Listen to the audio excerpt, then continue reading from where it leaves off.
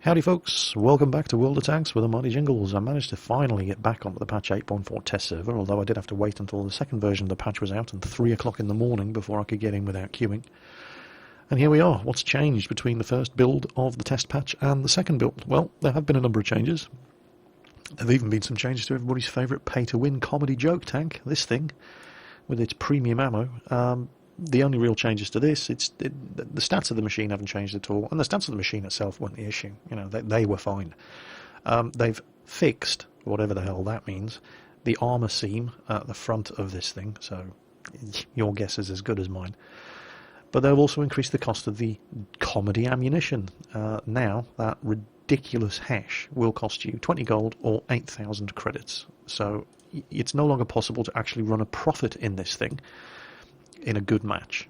You need to get a very, very good match to run a profit in this, so there's that. What else has changed? Well, Ector, one of the EU community team, did confirm a few days ago that the research line to the Churchill gun carrier was wrong, and that's now been fixed.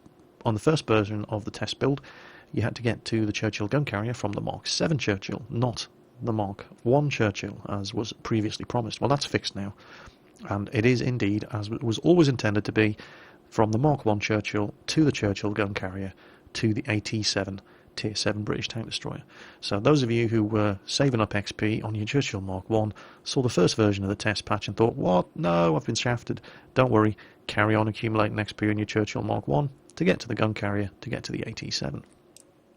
If you want to see the full list of what's changed between the first and second versions of the 8.4 test patch, that information isn't on the EU portal webpage. I had to go to the North American World of Tanks portal, where their patch 8.4 update post has a full list of all the changes between the two different versions of the test patch. There's not a massive amount in there. One thing that did leap out, that sort of struck me by its omission, was the fact that, and they were very upfront about this, I've got to give them credit, when they did break the game for 50% of their users by making it crash to desktop regularly if you were running an NVIDIA graphics card. They did at least say in the first version of the test patch, look, be aware there are problems with this test patch and anybody running NVIDIA graphics drivers. What's conspicuous by its absence is any mention of that in the second version of the test patch. Now, you would think that if they'd fixed such a massive problem, that they would be shouting about it, but they're not. And it's not mentioned in the list of things that have changed between the first version of the test patch and the second version of the test patch, certainly not on the North American website where they actually list all the changes. So my suspicion would be that it's still bugged and you're still going to experience FPS drops and crashes to desktop if you're running one of the two most popular graphics cards on the planet. So, duh. However, NVIDIA themselves in the last couple of days have released another version of, or an updated version of their graphics drivers. Now, I do not know if this is going to fix whatever the hell the problem is, but it's worth a try. And it's always a good idea to be running the latest version of your graphics card's drivers anyway. So if you are playing on the test server and you do have one of the most popular graphics cards on the planet, any GeForce graphics card, and you're running the NVIDIA graphics drivers, as of course you would be, get yourself over to NVIDIA's webpage, download the latest software. You never know, it may fix the problem. So, what have I actually been getting up to on this latest version of the test server? Well, I've mostly been looking at two machines. One of them is this thing, the new Russian premium Tier 6 tank destroyer, the Su-100Y. This thing will cost you 3,250 gold, 50 gold more than the German Tier 6 premium tank destroyer, the Dickermax.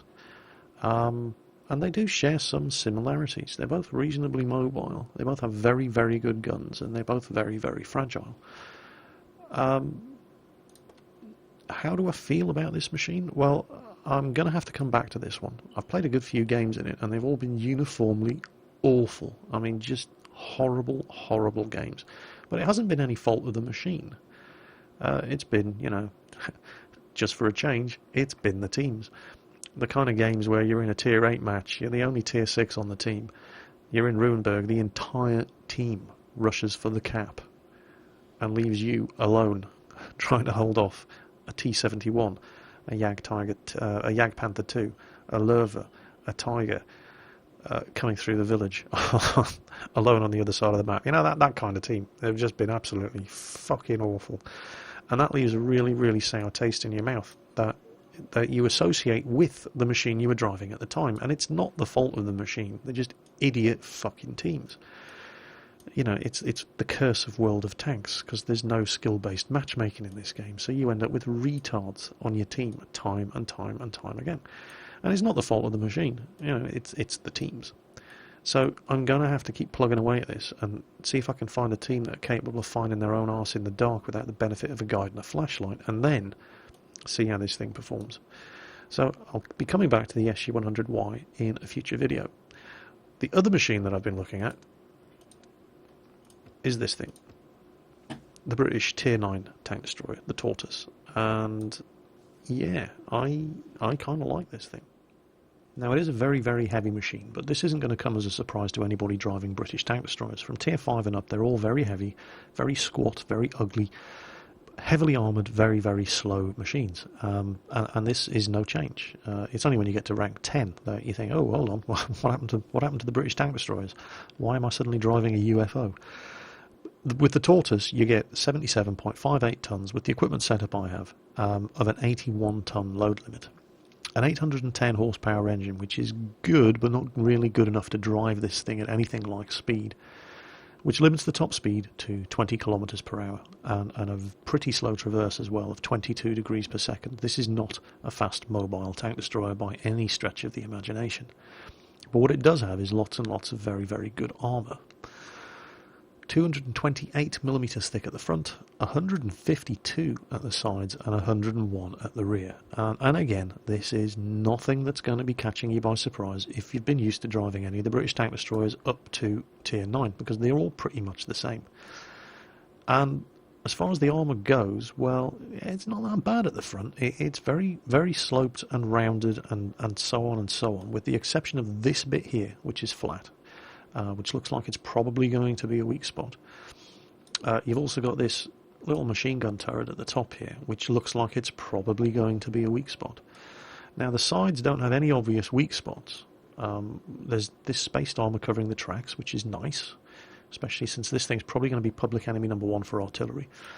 And it is 152mm thick, but it's flat. It's very, very flat. There's no angling, there's no sloping, there's nothing on there. Rear, same story. It is 101mm thick, which ain't bad at all. You're probably going to get some very frustrated IS drivers and Tiger drivers bouncing shots off the back of this from time to time. But 101 isn't fantastic. It's easily the most heavily armoured tank destroyer that you're going to see from the rear. But that doesn't mean the armour's any good. 101 on a Tier 9, you're going to get penetrated from the rear. Count on it. And that's as it should be. If you get around one of these tank destroyers, you deserve to be able to kill them if you can get behind them. And I'm absolutely fine with that, so that's great. Now, the view range, despite the fact that, it looks like a very low-profile machine, but it's actually quite big. Let's compare it to something that is actually a very, very tall machine. And I always go back to the Germans whenever I'm doing this. In fact, let's compare it to the Jagdtiger, because the Jagdtiger is huge. Right? Look, there's the size. It's not that much smaller than a Jagdtiger. It's not that much shorter, rather. It's almost as tall as a Jagdtiger. So the fact that this thing does have 390 meters view range, even when you look at it, you think, oh, it's such a low-profile machine. Actually, it isn't. It's actually quite tall. It's huge. This thing's massive. So 390 meter view range is, as you'd expect. And your standard 750 meter signal range. But what makes this thing shine is the gun. Now, unfortunately, the gun is a kind of good news, bad news situation. The 120mm L1A1 AT gun is fantastic. And that's the good news. The bad news are the guns that you have to grind through to get to it. So let's have a look at the research tree. The stock gun is the 32-pounder AT gun, which is the same gun that you get on the Tier 6 Churchill gun carrier. There you go. Oh dear, that's not a good sign. The next gun, the OQF 20 pounder AT gun Type B barrel, is 45,000 credits. And it's not that good. It's not actually that much different from the Churchill gun carrier's gun. It's slightly better in every category, and only slightly. And we're talking about, comparable rate of fire. You've got 12 rounds per minute versus 14 rounds per minute, so the rate of fire is pretty good. 214 penetration versus 226 penetration, so it's a slight increase. And again, the accuracy and the aiming time are slightly better as well, but you actually lose damage. The alpha damage is 20 less, and it was only 250 damage on the 32 pounder gun in the first place, which is barely adequate at tier 7, let alone tier 8 or 9. The second gun, the upgraded gun, only does 230 damage on a shot, and it's going to be a nasty grind. It's going to be a very, very nasty grind. That one, 45,000 XP.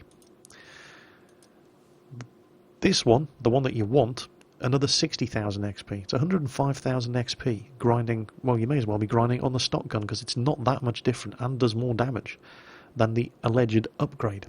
Now, you can save yourself some pain and effort, although, and this seems to be the case with the British tank destroyers, in order to save yourself some pain and effort later, you have to go through some pain and effort earlier, because that gun you can unlock on the AT-15. Unfortunately, look where it is. It's right there. Oh, this is not good. You don't need to unlock and there's another gun that you need to do before you get to that. So there's two guns that you don't need to grind out on the AT-15 to get to the Tortoise. You just go straight through the 32 pounder gun. But you're probably going to want to do the grind on the AT-15 to get these two guns in order to have that one ready, just to lessen that 105,000 XP grind that you're going to need to do on the Tortoise before you get the 120mm AT gun L1A1. But it's going to be worth it when you do get this gun. It's going to be a horrible grind, but it will be worth it. And we're going to compare this gun with probably its nearest competitor, the legendary 128mm Pak 44 on the Jagdtiger. And they're very, very similar guns. And that's no bad thing. Having a gun that's similar to the Jagdtiger's gun is not a bad thing. So the Brit has a better rate of fire, and the Jagdtiger was famous for the rate of fire of its gun. So better rate of fire than the Jagdtiger, significantly better rate of fire, 8.45 versus 5.26.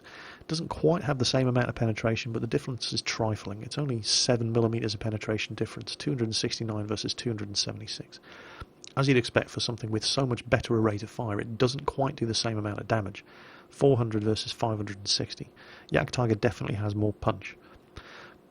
But unbelievably, the Brit beats it on accuracy and aiming time by a by a quite satisfying margin. 0.31 accuracy versus 0.33 accuracy, and 1.7 second aiming time versus 2.3 second aiming time. Is it a better gun than the Jagdtiger has? I don't know. I think it's as good. It's just different. So there you go, the Tortoise. I think it's a very, very well balanced machine. It's got a great gun. It's got good frontal armour, but it's not without weak spots. Weak spots here, where that armour is flattened at the top. Little machine gun turret on the top. Well, it's not that little. That's going to be easy to hit and penetrate. Sides and rear, it is well armoured, but the sides are very, very, very flat. And so, you're going to be able to... Hesh is just going to make an absolute mincemeat of this thing.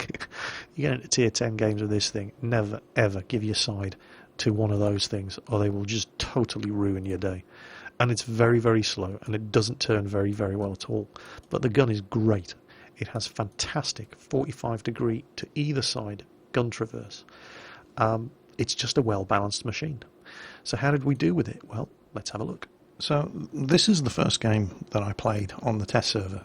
It's not the first game I played in the Tortoise. It's the first game I played in the Tortoise where I was reasonably sure most people weren't firing gold at me, and actually gave me a chance to evaluate how this thing's armour is actually going to work on the live server. And it wasn't a bad game, and I think it definitely does showcase what this thing is good at. So it was a tier 10 game, no artillery, which is always good.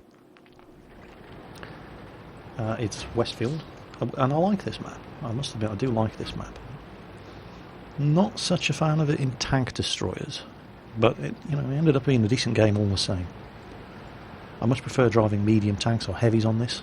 Getting into the town for a really good slugfest in a heavy tank, or skirting around the flanks in a medium, is definitely the way I prefer playing this map in particular. But it ended up being a decent game all the same. And look at that gun traverse. That's phenomenally good. Gun depression isn't that bad either. It's definitely better than the 215B, which has awful gun depression, but you can see the gun depression there. It's not bad. It's good enough. It'll do. Shooting 215Bs as they come over the crest of a hill is a lot of fun in this tank. Well, it's a lot of fun in any tank because they have such god-awful gun depression. You can usually put one shot into them as they come over, and then another shot into them as they're waiting for that gun of theirs to aim.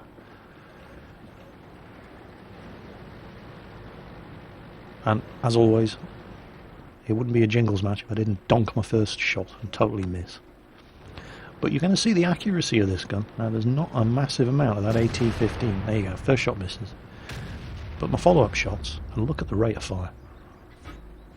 And the accuracy. And look at that aiming time.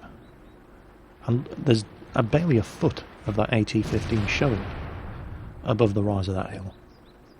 And it's still enough to be able to hit him. Unfortunately, not going to get him with my fourth shot. Oh, and I take a hit in the tracks there from an IS-4, sneaks around the corner. And it's all going down in the town there. And I haven't actually noticed, but oh, then I realised, crap, a back chat. And he's had his tracks blown off, thank you. My second shot, I think I just killed his engine. So, critical damage, no actual damage. Somebody else finishes him off. Now, another Tortoise. I don't know where the hell that shot went, it just missed. And I'm trying to aim for that flat spot or the machine gun turret. And that one bounces. Don't know where it hit him, but it bounced off his front. It's 360 metres away. And then, there we go. My first kill. Now things are starting to get slightly tense around here, but here we go. The 215B. There's a good hit. And this guy wasn't very good. There's my second hit. I think that was the IS-4 again. And there's my third hit. just destroyed that fella. IS-4, not such a problem. He's got his own issues coming over the rise of the hill. My problems are coming from the town. Yeah, no, I'm not going to get any shots of that IS-4, and there's plenty. Look at this lot. So we got one, and they're all starting to shoot at me. They finish off that mouse. They're about to finish off that mouse. They kill one of our E50Ms. I nailed that T110E5. And it's just a shooting gallery here. For a machine like this, with a rate of fire like this, and an accuracy and aiming time like this is a gift. And this is where my frontal armour really starts getting put to the test. I take multiple hits here. There's another one. I have no idea why that shot didn't hit anything. Did I damage that A100? Probably. But I'm going to have this 215B. Oh yeah, and we put him on fire. Go on, burn baby. Lower glacis for an E75. No problem. I'll bounce his return shot. And all my engine's been hit.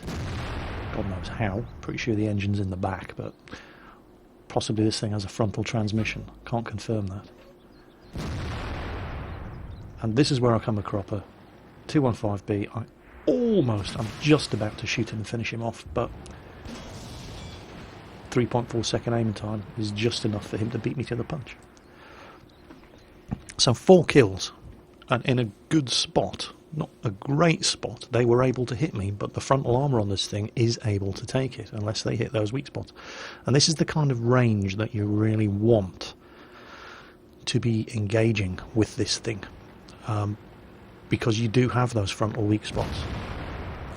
And if you're any closer, they're able to hit them relatively easily. So that was probably the ideal sort of situation in which to be fighting with the Tortoise.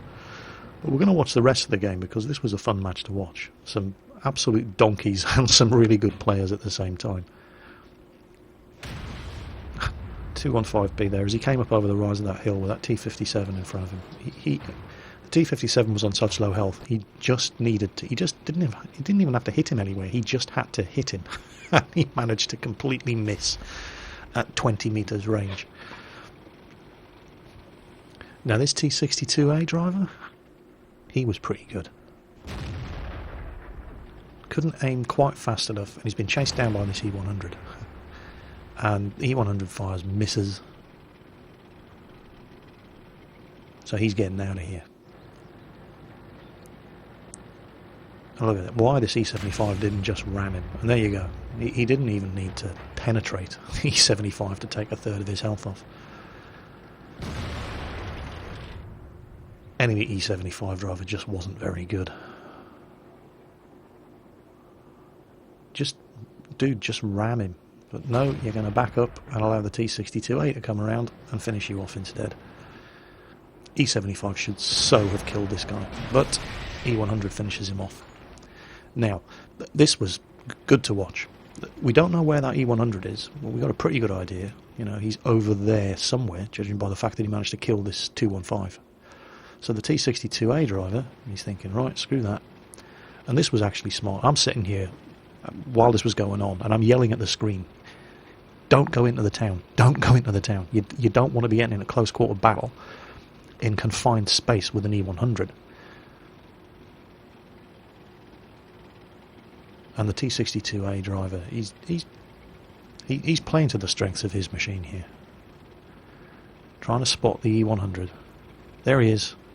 Now if the E100 is dumb enough to come out into the open instead of staying in the town where he has all the advantages, well, you know, fine.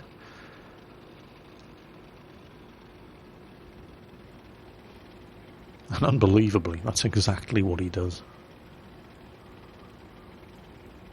Oh, you've got to be kidding. See, he thinks he's being smart there by going up and using that dead heavy as cover, but he's not. And this Russian T62A driver does exactly the right thing. He's not perfect, he does make an error, but you got to hand it to him. I mean, he's on 4 kills, so he knows what he's doing. He's played a good game. And he's hiding. There, spotted him. Oh, and his gun's pointing the wrong way. He fires his first shot on the move, dodges the E100's return fire, gets in close. And, yeah. The writing is on the wall for the E100 driver here. Close range, in the open. He can't get his back up against cover. Against a fast medium tank. T62A driver nearly loses it here, but the E100 can't shoot for shit. Recovers from his mistake and just humiliates him to death. There is no way the T62A is going to lose this.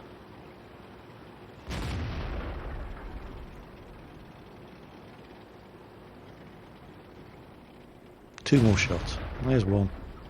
And he doesn't even care about getting hit now, because he knows he's got him. Oh, he's track-seated. Crap. Alright, maybe we will actually have to work slightly for this last kill.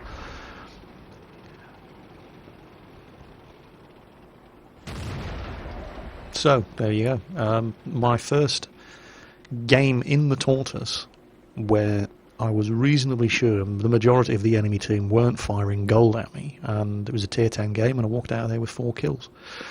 I died, but I think it demonstrated what the machine is capable of doing.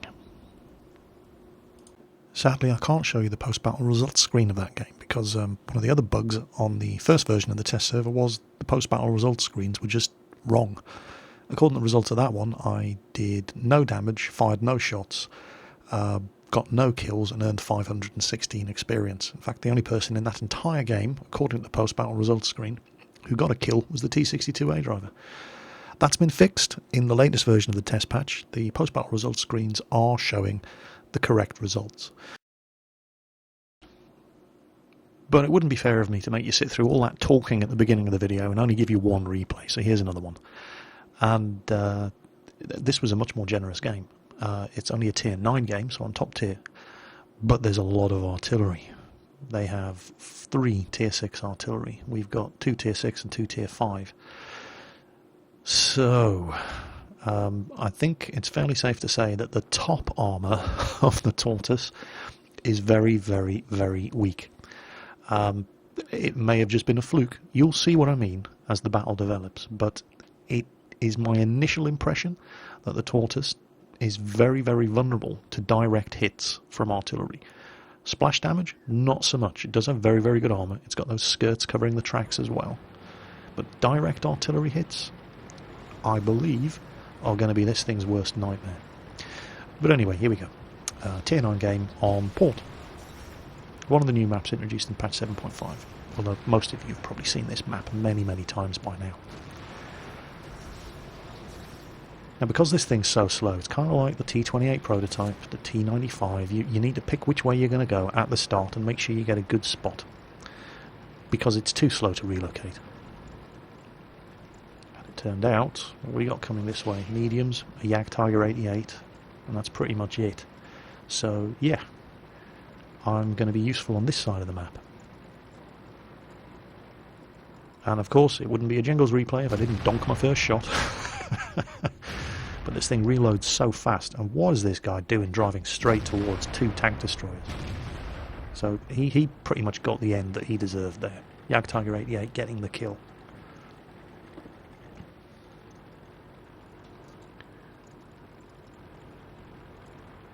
And the team have spread out reasonably well. Don't have a problem with the way the team deployed.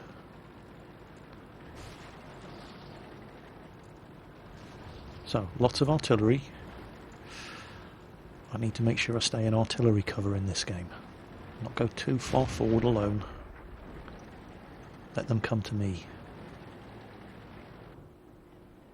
No shot at that T-54. Enemy Tortoise over there, looking at it on the map, and I'm never going to get a shot at that guy. Okay, we've got an ST-1 and a Tiger 2. There's another Tortoise. There's a whole bunch of tank destroyers coming down here. Jagdtigers, Tortoises, SU-122 254s. Okay, this is where I'm going to make my stand.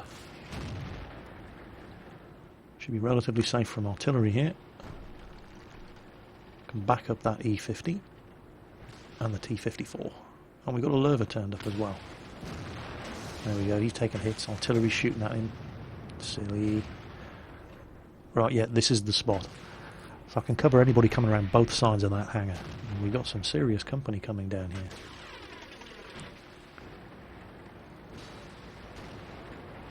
Oh, SU-122. Have him. There we go, good shot. Unfortunately, he nails the T-54. Well, he doesn't. That Tortoise back there does. Okay. So I'm going to need to watch out. We got a tier 9 heavy, that WZ-111, engaging the SU-122. Okay, the SU-122's fired. I need to get around here and help him out. And I kind of don't have a very good shot here. And I'm literally firing over the shoulder of this WZ. I'm aiming for what I hope is the flat spot of armour, and it just bounces. And it costs that heavy some health. But my second shot, come on, that'll do. As he turns, flattens his side armour. Great. Unfortunately, that heavy now has a Tortoise sneaking up behind him and a Jagdtiger, and oh, there's only so much I can do. And they get him. Come on, Mr. Jagdtiger. Boom. Unlucky, very unlucky not to kill that guy. 300 damage, that was a very low damage roll with this gun. Now how dumb is this Tortoise going to be?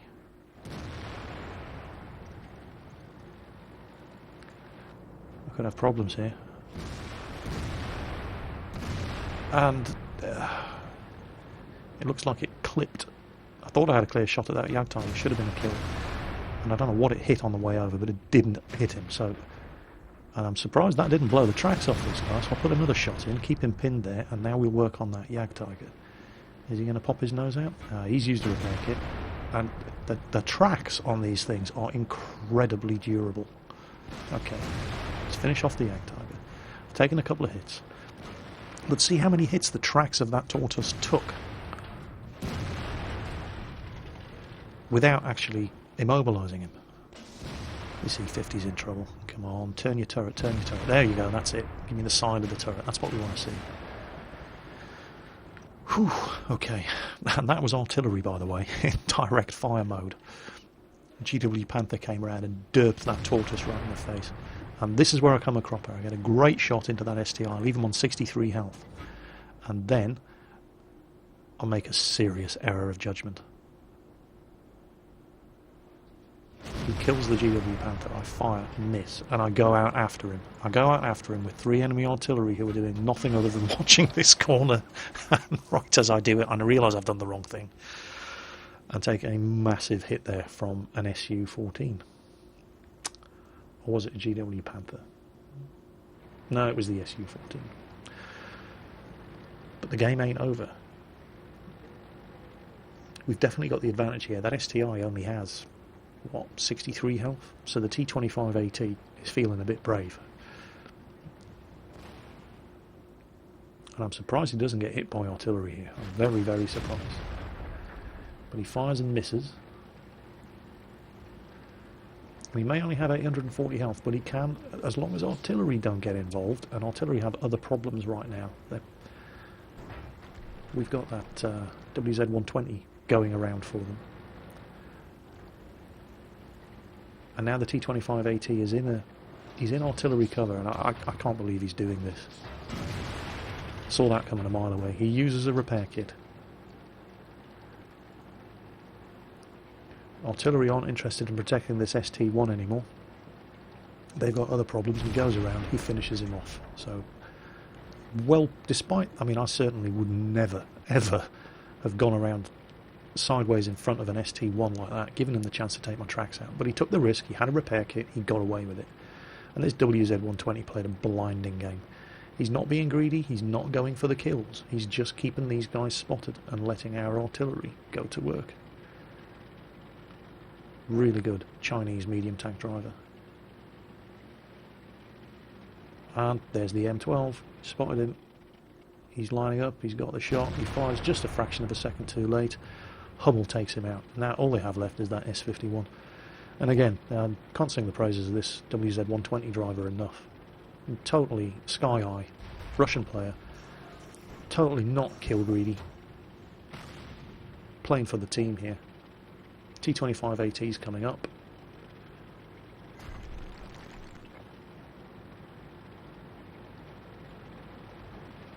He goes around, sits on the corner, sees which way the S51's gun's pointing. Doesn't take the risk. He's got him nailed in there. All he has to do is wait for the T25AT to go around. And it doesn't matter which way the S51 points his gun, somebody's gonna kill him. So, fantastic bit of teamwork there from that Chinese medium tank driver. So, despite a monstrous derp from me there, that wasn't a bad game. And I saw it coming. I saw it coming too late. But I managed to sit in artillery cover the entire game. And then I see an STI on low health, and I'm desperate to finish him off, and I drive out into the middle of an open road, and right at that exact moment, I looked at the enemy team list and I thought, oh shit, 3 artillery, and they had nothing better to shoot at. And yeah, they nailed me, fair and square. That was a massive mistake on my behalf. But not a bad game all the same. They appear to have fixed the battle results screen. It just wasn't working at all in the first version of the tests.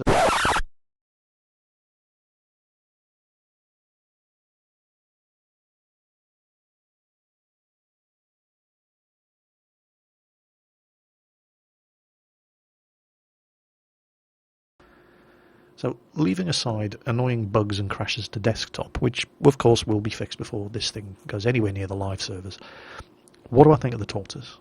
Well, probably not going to come as a great surprise to anybody who's watched the video this far through. I like it a lot. I think it's a very, very good, well-balanced machine. It does have very good armour, but it's got weak spots in the armour. It does have a very, very good gun, but you need to expose yourself and put that rate of fire to work in order to get the most out of that gun. Bearing those two things in mind, I think the way that you need to play this thing, and that kind of ties into how slow the thing is as well, is you don't want to be getting at close range with this thing, because you don't have the traverse speed or the speed to prevent people from getting around your sides and rear. Also, if you're at close range, you're giving them the weak spots. You're giving them easy shots at the weak spots on this thing. At medium to long range, where the guns that are firing back at you are going to have trouble hitting those weak spots accurately, and the rest of your armour is going to keep you more or less safe, unless they're firing premium at you, then that's probably where this thing is going to excel. And I certainly felt that when I was at medium and long range, putting the rate of fire of this gun to good use, bouncing the shots from people firing back at me who weren't accurate enough to hit the weak spots, that's where this thing did really, really, really well indeed. If they get close, you're screwed. If they get around you, you're screwed. And that's as it should be. You know, it shouldn't all be one-sided. This thing has its strengths, it has its drawbacks. I think it's a well-balanced machine. I really enjoyed playing it. Is it going to be good enough to tempt me down the British tank destroyer line? At the moment, I don't know. I'm going to have to play the other British tank destroyers. So far, the only ones I've played are the 215B comedy tank and this. I like what I see in this. I think this might be as far down the tree as I go, but we're going to have to see what the others are like. However, that's what the test server's for. I hope to be bringing you more replays of the other British tank destroyers in days to come. We'll see if I can get onto the test server and get some reliably consistent games. In the meantime, I hope you enjoyed this preview of the new British Tier 9 tank destroyer, the Tortoise. As always, take care on that battlefield, guys, and I will catch you next time.